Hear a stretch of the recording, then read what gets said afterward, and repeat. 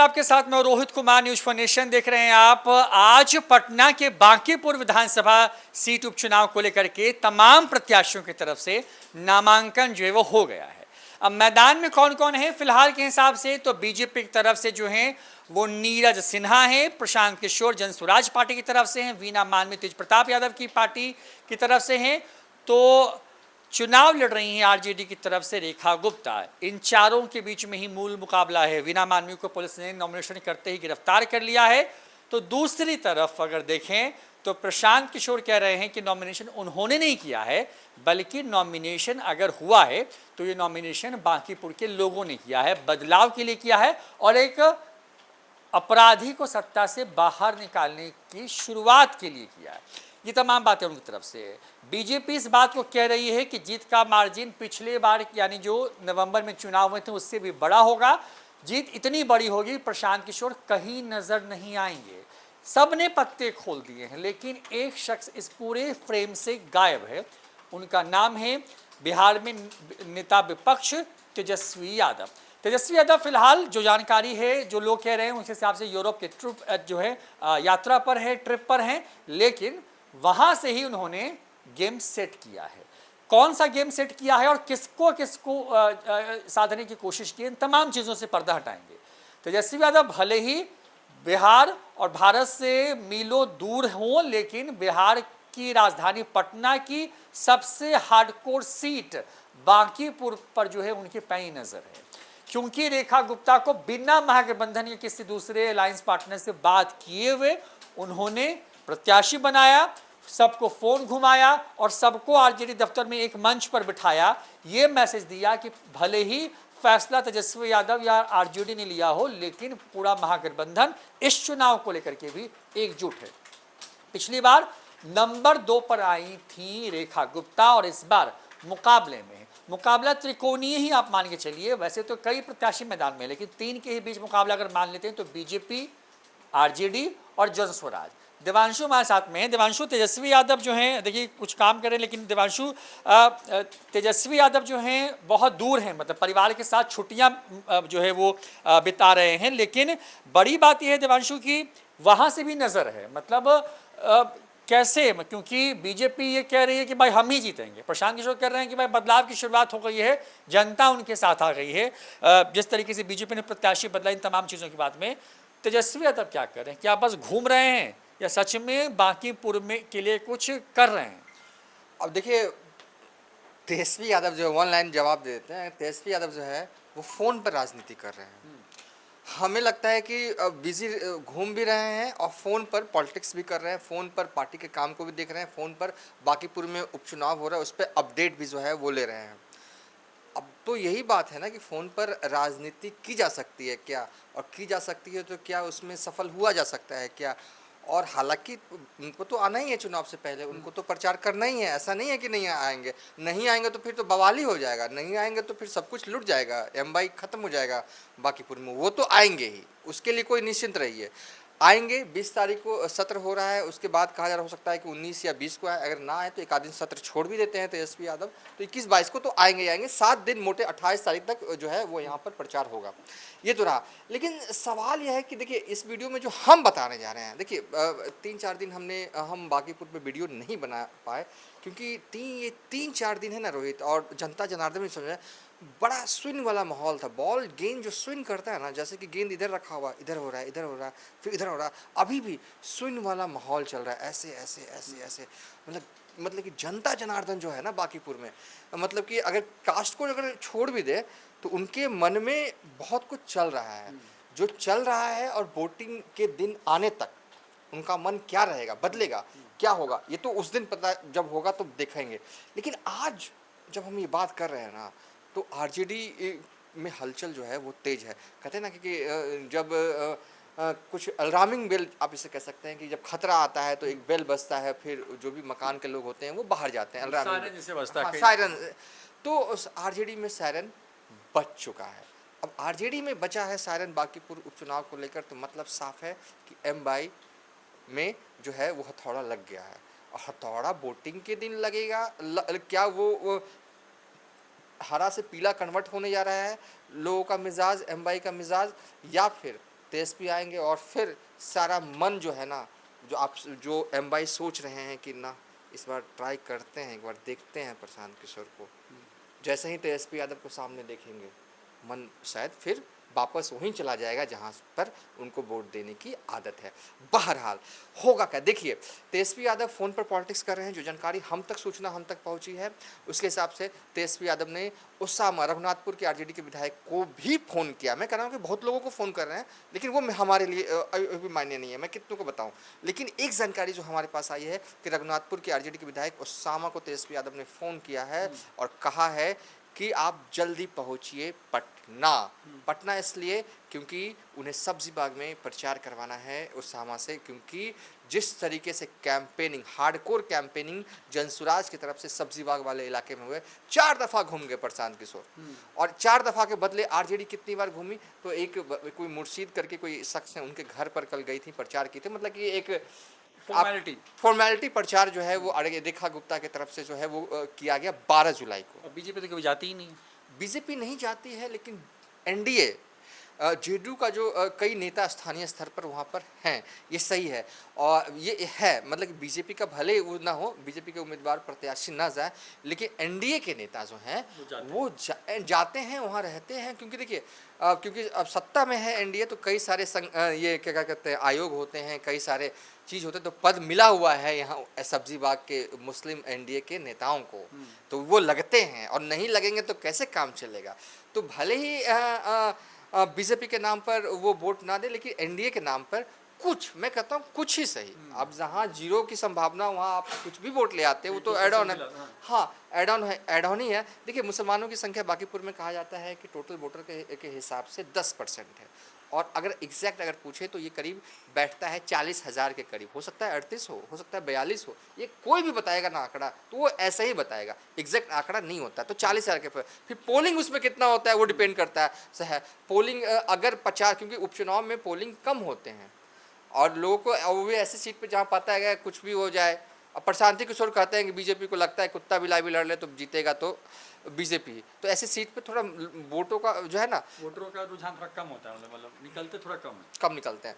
तो फिर ऐसे में लेकिन प्रशांत किशोर ने चीज़ों को सुन करवाया था। हमें याद है रोहित, जब हम शुरुआती दौर में वीडियो बना रहे थे बांकीपुर को लेकर, तो हमने कहा था कि प्रशांत किशोर चुनाव अगर लड़ते हैं, जब उस समय अनाउंसमेंट नहीं हुआ था, तो ये राष्ट्रीय पटल पर तो ले आएंगे, सीन में तो ले आया है।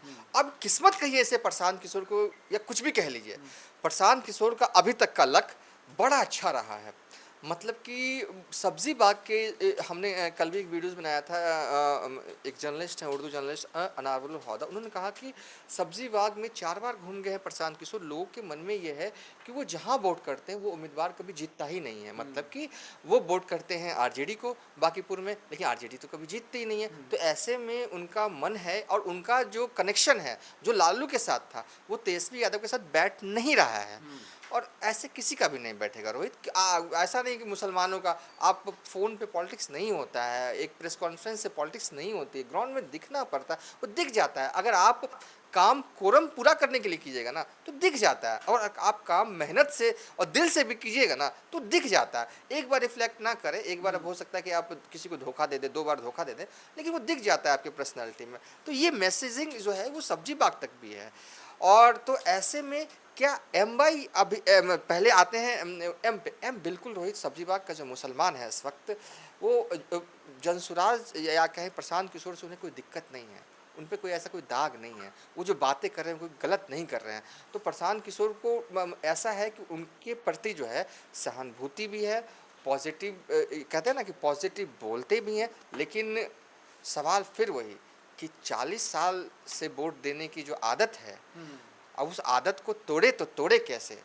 और जो वोटर्स हैं उनके अब्बा ने भी उन्हें ही वोट दिया है, उनके अब्बा ने भी उन्हें ही वोट दिया है। तो ऐसे हालात में प्रशांत किशोर को बस एक वोट नहीं लेना है मुसलमानों का, एक आदत को छुड़वाना है, एक आदत को छुड़वाना है। और कहीं ना कहीं लोग जो हैं वो बांकीपुर के जो मुसलमान हैं वो कह तो रहे हैं प्रशांत किशोर ठीक है, लेकिन और वो कह तो रहे हल्की मतलब मैं इसको थोड़ा शुरू हाँ, आप कंटिन्यू अपने शब्दों में करें अगर ढाल सकें तो मतलब जैसे कह रहे हैं, लेकिन देंगे या नहीं देंगे तो बात की बात है। तेजस्वी यादव कितना कमाल करते हैं, उसामा आ रहे हैं, जैसे आप कह रहे हैं फ़ोन गया है कि आप पटना पहुँचे।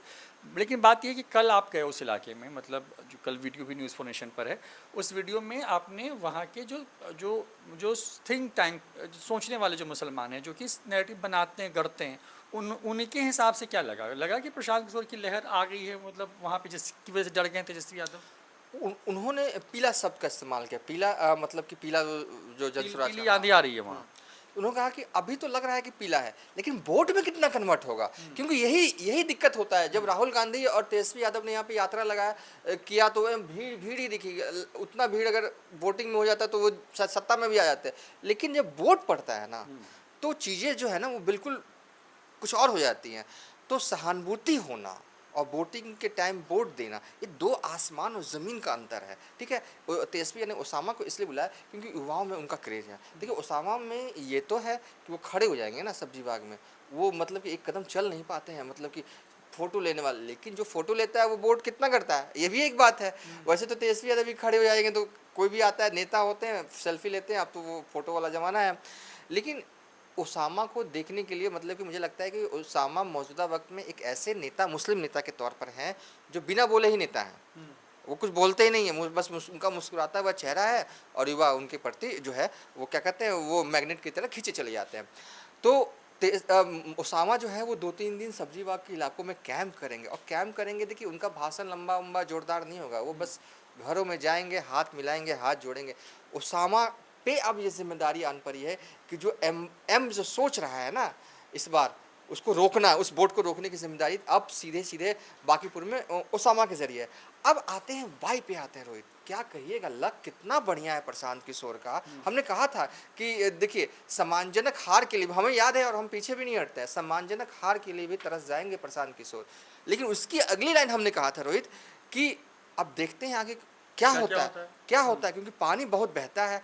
अब क्या कहिएगा, पानी जहाँ भी बह रहा है प्रशांत किशोर के पक्ष में बह रहा है, इतना ही बह रहा है जो उनके खेत में फसल जो है वो लहा सके, ऐसा ही पानी बह रहा है। तो जो बंटी यादव का जो मर्डर हुआ, इसे आप समान हत्या नहीं कह सकते हैं रोहित, ये एक ब्रूटल मर्डर है। और ऐसे ही जो अपराध की जो घटना होती है वो चीज़ें को बदल देती है।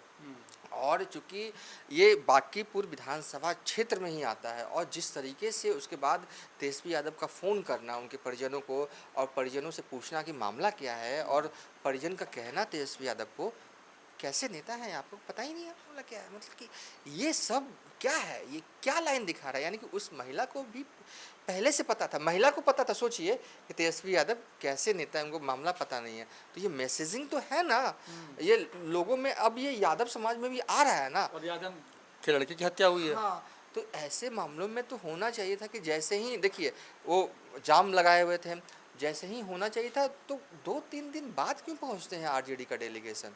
पटना में ही का घटना है, आपका आरजेडी का दफ्तर कितना है, 10 मिनट की दूरी पे है, 15 मिनट की दूरी पे है, जाम रहा 2-2.5 किलोमीटर, जाम रहा तो 20 मिनट लगेगा, और आपको 2-3 दिन लग जाते हैं। सूचना इतनी किस रफ्तार से पहुंच रही है आपके यहाँ सूचना, ऐसे मामलों में आप। वो तो आज क्लेम ले रहे, वो तो क्लेम कर रहे हैं कि मैंने फ़ोन नहीं किया होता तो खोज भी नहीं पाती पुलिस। मैं क्या कहूँ, मैं उस पर नहीं जा रहा हूँ, लेकिन आप बताइए ना, ऐसे मामलों में तुरंत ऑन द स्पॉट 2 घंटे के अंदर डेलीगेशन चला जाए, तब ना लगता है परिजनों को हाँ हमारा नेता हमारे साथ है, हमारे साथ खड़ा है। जब सब कुछ लुट गया हो, तब आपका फ़ोन आ रहा हो, तब आपके डेलीगेशन जा रहा हो, कोई मतलब बनता नहीं है। क्रेडिट पॉलिटिक्स से आप लेते रहिए, लेकिन ये सब भी मैसेजिंग, सच्चाई ये है कि ये सब भी मैसेजिंग आपके खिलाफ अभी गया है। हो सकता है कि कुछ लोगों को मेरी बात अच्छी ना लगे, नहीं लगे तो नहीं लगे, हम क्या कर सकते हैं। लेकिन कुछ जानते हैं कि ये सही बोल रहा है, लेकिन कुछ लोगों का काम है, तो हो सकता है कमेंट निगेटिव कर दें, तो वो अलग बात है। लेकिन ये यादव समाज में भी निगेटिव गया, तो जब किसी तेजस्वी के लिए निगेटिव गया है तो किसी के लिए तो पॉजिटिव गया, प्रशांत किशोर। क्योंकि अब देखिए यादव के पास अगर ये ऑप्शन है, 2 ऑप्शन है, या तो वो बीजेपी को वोट करें या प्रशांत किशोर को, अगर उनको तेजस्वी यादव को वोट नहीं करना है। बेहतर विकल्प है प्रशांत किशोर, इसके लिए कोई हमको डाउट नहीं है, इसके लिए हमको कोई डाउट नहीं है। तो ऐसे में जाने अनजाने ही सही कहते हैं ना कि कभी कभी किस्मत मेहर। अब तक जो जब हम वीडियो शूट कर रहे हैं, नामांकन की आखिरी तारीख है 13 जुलाई तक, गजब, मतलब कि पूरा 4-5 दिन किस्मत गजब जो है वो प्रशांत किशोर पर मेहरबान रही है। जाने अनजाने ही सही समीकरण जो है वो बनते जा रहे हैं प्रशांत किशोर के पक्ष में। अब रियल बैटल अब शुरू होने जा रहा है 15 तारीख के बाद, 15 से 28 का दिन, क्योंकि किस्मत अब तक मेहरबान है, हो सकता है कल ना हो, परसों ना हो। ये 5 दिन बीजेपी के लिए भी बड़ा ये रहा रोहित, सबको पता है, फिर से रिपीट करने की ज़रूरत नहीं है। तो ऐसा नहीं है कि दुनिया की सबसे बड़ी बड़ी पार्टी पे भी संकट आ जाता है, ये वक्त की बात है, सबसे बड़ा बलवान वक्त ही है। तो ऐसे में बांकीपुर उपचुनाव में रोहित ख़त्म कर देते हैं क्या होना है अभी के हिसाब से। प्रशांत किशोर को कितने वोट आएंगे आज की तारीख के हिसाब से? तो आज की तारीख से हिसाब से रोहित हमें लग रहा है थोड़ा सा अब गया है सम्मानजनक हार के तरफ जो है वो प्रशांत किशोर जा रहे हैं। कह नहीं सकते हम अभी, 2-4 दिन और रुक जाने दीजिए, बीजेपी को फुल फ्लेज में आ जाने, क्योंकि बीजेपी का नेटवर्क इतना है ना कि पता ही नहीं चलता है। लगता है कि 20% में दिख भी नहीं रहा, हाँ दिख भी नहीं रहा। तो अभी के हिसाब से हम करीब वोट भी नहीं कह सकते, लेकिन हाँ ये कह रहे हैं कि सम्मानजनक हार की तरफ बढ़ते हुए दिख रहे हैं। अब कुछ लोग ये कह रहे होंगे कि प्रशांत किशोर जीत जाएंगे, नहीं अभी के हिसाब से एकदम नहीं, ऐसा नहीं लग रहा। बीजेपी तो बीजेपी। देखिए अभी तक के हिसाब से क्या हो रहा है बिहार में, नॉमिनेशन होने के बाद तमाम दलों के लोगों ने नॉमिनेशन कर दिया, उसके बाद इसी को इस वीडियो में हमने एक्सप्लेन करने की कोशिश की है। तेजस्वी यादव को एमवाई की चिंता है, लिहाजा मुस्लिम वोट बैंक को एकजुट करने के लिए ओसामा को फ़ोन मिला दिया है, पटना आने के लिए कह दिया है, कैंप करिए सब्जी बाग और मुस्लिम बहुल इलाकों में। तो दूसरी तरफ बंटी यादव की जो हत्या हुई वो तेजस्वी यादव के निगेटिव जाती हुई दिख रही है, क्योंकि यादव समाज से किसी लड़की की हत्या हुई और उस तक मदद पहुँचाने या उसके परिवार वालों से मिलने में जो है कई घंटे लग जाते हैं पटना के अंदर आरजेडी के नेताओं को। तो ये तमाम चीज़ें जो निगेटिव जा रही है, और जब ये निगेटिव जा रही हैं तो ये किससे के लिए पॉजिटिव जा रही हैं? पिछली बार नंबर 2 पर रेखा गुप्ता थी, इस बार कौन चुनाव जीतेगा, नंबर 2 पर कौन होगा और नंबर 3 पर कौन होगा, इसी की असली लड़ाई है। 3 चेहरे हैं, प्रशांत किशोर, नीरज सिन्हा और साथ ही साथ रेखा गुप्ता। जो भी लगता है आप भी अपनी राय जरूर दें। फिलहाल इतना ही, देखते रहिए न्यूज़4 नेशन। नमस्कार।